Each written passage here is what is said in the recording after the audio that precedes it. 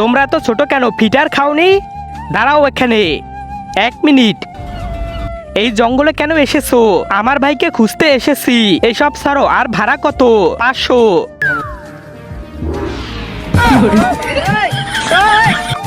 আমার ভাই কোথায় তুই? আবে ওই দাঁড়া, কে রে? নিচে দেখ। তোমরা মানুষেরা এত ছোট কেন, ফিটার চুষুনি?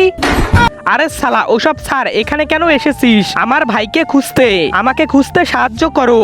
সাহায্য তো করবো, তাহলে প্রথমে আমাদের সাহায্য করো। ঠিক আছে, আমাদের জঙ্গলে তোমার মতো একটা দানব এসেছে, আমাদেরকে খুব জ্বালায়, তুমি ওকে মেরে দাও।